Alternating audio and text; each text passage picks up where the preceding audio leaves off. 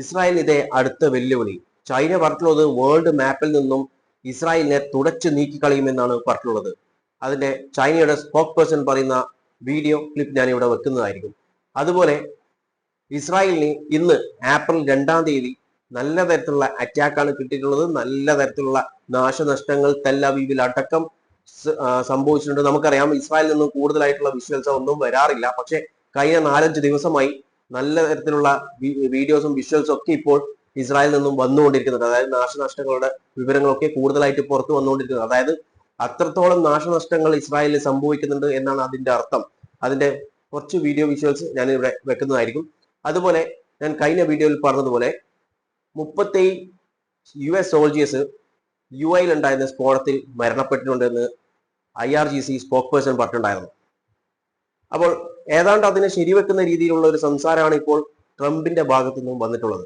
നമുക്ക് അതും കൂടി ഈ വീഡിയോയിൽ ഡിസ്കസ് ചെയ്യുന്നുണ്ട്. ആദ്യം തന്നെ നമുക്ക് 37 സോൾജിയേഴ്സിന്റെ നോക്കാം. 37 സോൾജിയേഴ്സ് കൊല്ലപ്പെട്ടിട്ടുണ്ട്. UAE-യിലുള്ള ഒരു അറ്റാക്കിൽ 37 US സോൾജിയേഴ്സ് കൊല്ലപ്പെട്ടിട്ടുണ്ട് എന്നാണ് IRGC സ്പോക്ക് പേഴ്സൺ പറഞ്ഞിട്ടുള്ളത്. എന്നാൽ നമ്മുടെ ഡൊണാൾഡ് ട്രംപ് അണ്ണൻ പറഞ്ഞിട്ടുള്ളത് ഈ ഒരു ഓപ്പറേഷനിൽ മൊത്തത്തിൽ 13 സോൾജേഴ്സ് മാത്രമേ മരണപ്പെട്ടിട്ടുള്ളൂ എന്നാണ്.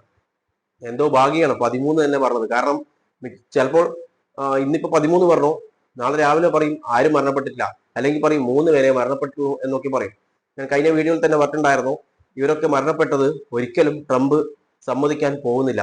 ട്രംപ് പറയുക വല്ല കുക്കർ പൊട്ടിത്തെറിച്ചോ അല്ലെങ്കിൽ അങ്ങനെ എന്തെങ്കിലും ചെറിയ എന്തെങ്കിലും കാര്യം പൊട്ടിത്തെറിച്ചിട്ട് മരണപ്പെട്ട് എന്ന് മാത്രമേ ട്രംപ് പറയൂ.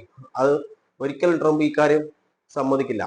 ഇനി നമുക്ക് ചൈനീസ് സ്പോക്ക് പേഴ്സൺ എന്താണ് പറഞ്ഞിട്ടുള്ളത് എന്ന് കേൾക്കാം. First of all, I want to tell the Israeli government and the Israeli leaders that the moment Israel uses a nuclear warhead against any other country, including against Iran, it will be the demise of Israel as a country, as a state.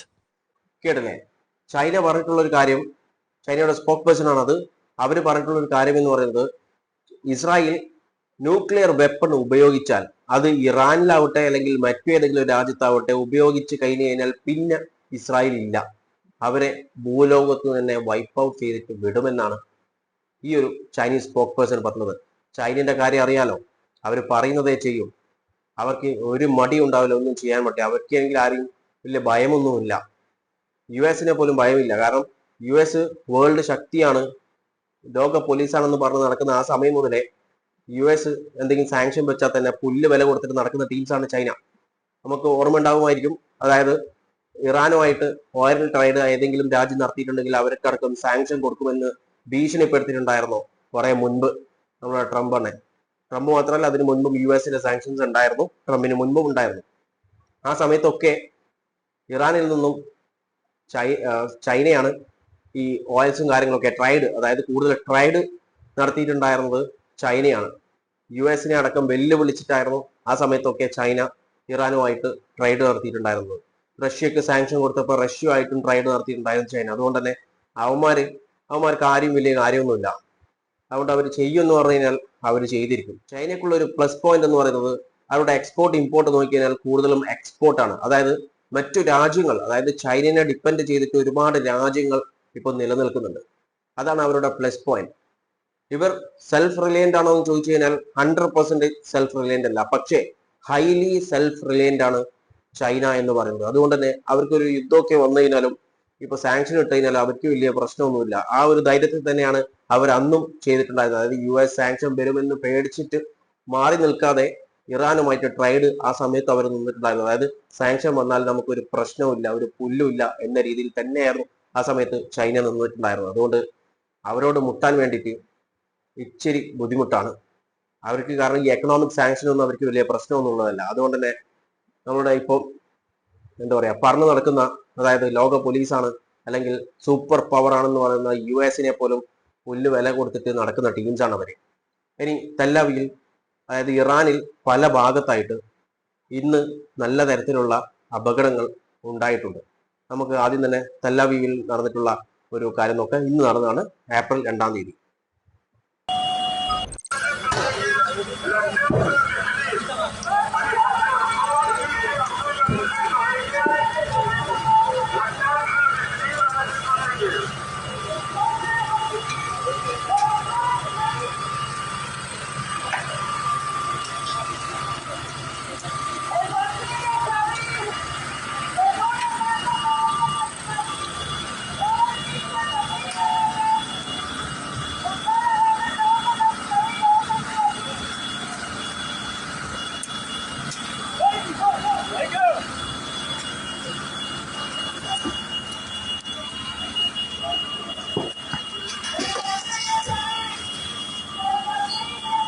ഇപ്പോൾ മീഡിയാസിൽ, അതായത് main stream media ആവട്ടെ അല്ലെങ്കിൽ social മീഡിയയിലാവട്ടെ, ഇതുപോലെ ഒരുപാട് videos ഇപ്പോൾ വന്നുകൊണ്ടിരിക്കുന്നുണ്ട്.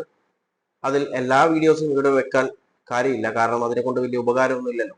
എന്നാലും ഒരു വീഡിയോയും കൂടി വെക്കുന്നുണ്ട്. അതായത് ഇസ്രായേലിൽ നടന്നിട്ടുള്ള, അതായത് ഇറാനെ അറ്റാക്ക് ചെയ്തപ്പോൾ ഇറാന്റെ മിസൈലിന്റെ ഡിബ്രീസ് വീണിട്ട് അവിടുത്തെ ഒരു പൈപ്പ് ലൈൻസ് ഒക്കെ പൊട്ടിയിട്ടുണ്ടായിരുന്നു. അതിന്റെ വിഷ്വൽസ് ഒന്ന് കാണാം.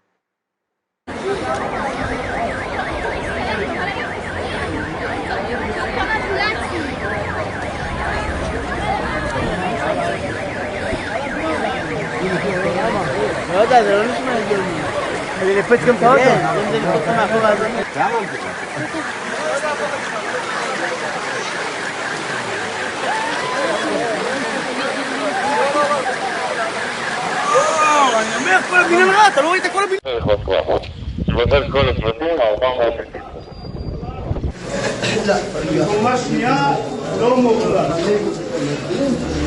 ഒരുപാട് സോഷ്യൽ മീഡിയ അക്കൗണ്ടിലൊക്കെ കണ്ടിട്ടുണ്ടായിരുന്നു അത് പോകുന്നത് സീവേജ് വാട്ടർ ആണെന്നൊക്കെ. പക്ഷെ അത് സീവേജ് വാട്ടർ ഒന്നല്ല, അത് സാധാരണ നോർമൽ പൈപ്പ് ലൈൻ വാട്ടർ തന്നെയാണ്. കാരണം വെരിഫൈഡ് ചെയ്തിട്ടുള്ളത് അങ്ങനെയാണ്. അതുപോലെ ഞാൻ ഇതിനു മുൻപത്തെ വീഡിയോയിൽ പറഞ്ഞതുപോലെ ഒരുപാട് പേർ ഇസ്രായേലിൽ നിന്നും പലായനം ചെയ്തിട്ട് മറ്റു രാജ്യങ്ങളിലേക്ക് പോകുന്നുണ്ട്. മെയിൻലി ഒമാൻ വഴിയാണ് പോകുന്നത് എന്നുള്ള റിപ്പോർട്ടുകൾ വരുന്നുണ്ട്. പക്ഷേ ഈ റിപ്പോർട്ടുകളൊന്നും നമുക്ക് 100% വിശ്വസിക്കാൻ പറ്റുന്ന സോഴ്സിൽ നിന്നും വന്നതല്ല. ഞാൻ പരമാവധി നമുക്ക് വിശ്വസനീയമായിട്ടുള്ള റിപ്പോർട്ടുകൾ നോക്കിക്കൊണ്ടിരിക്കുന്നുണ്ട്. പക്ഷേ ഇതുവരെ വിശ്വസനീയമായിട്ടുള്ള ഒരു റിപ്പോർട്ട് നമുക്ക് കിട്ടിയില്ല. ഇപ്പൊ കിട്ടുന്ന റിപ്പോർട്ട് എന്ന് പറയുന്നത് ഒമാനിലൂടെ ഒരുപാട് ഇസ്രായേലിയൻസ് രാജ്യം വിട്ടു എന്നൊക്കെ ഉള്ള ന്യൂസസ് വന്നുകൊണ്ടിരിക്കുന്നുണ്ട്. ആ യുദ്ധം തുടങ്ങിയ മുതൽ, അതായത് ഫെബ്രുവരി 28 മുതൽ വരുന്ന ന്യൂസസ് ആണ്. അതുകൊണ്ട് അത് എത്രത്തോളം നമുക്കറിയാം.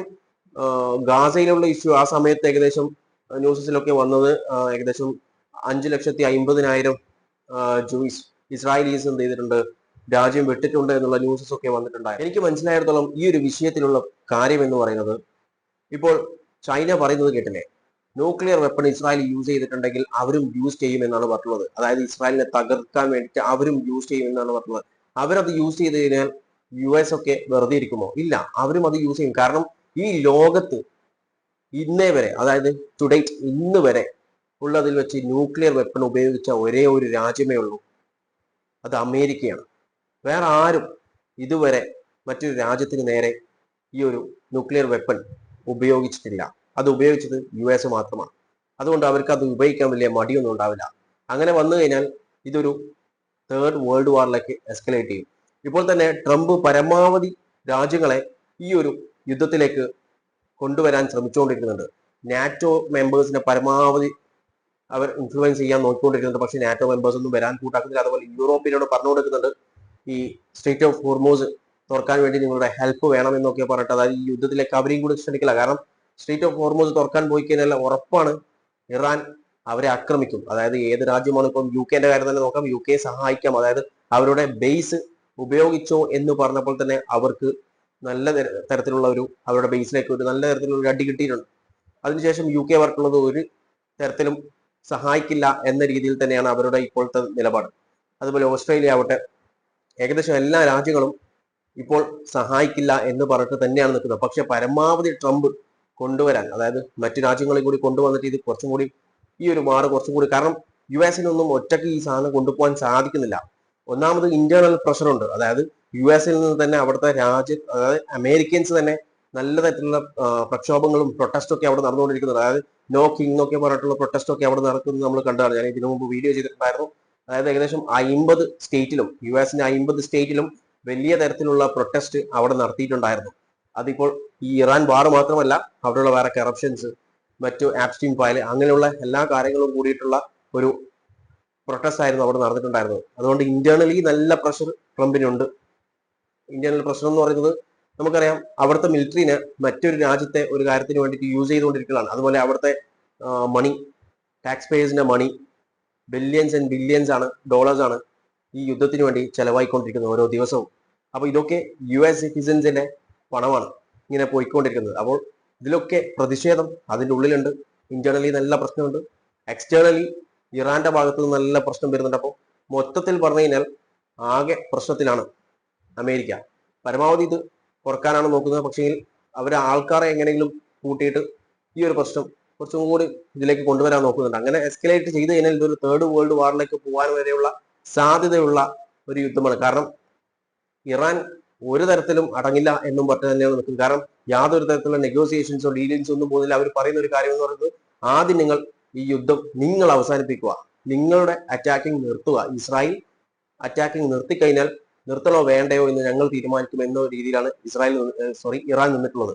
ഇറാൻ പറയുന്ന കാര്യം, ഇത് ഡീൽ ചെയ്യണമെന്നുണ്ടെങ്കിൽ ഒന്ന് കോൺഫ്ലിക്റ്റ്, ഇനി ഇതേപോലെ ഒരു അടി ഈ ഒരു റീജിയനിൽ വരാൻ പാടില്ല.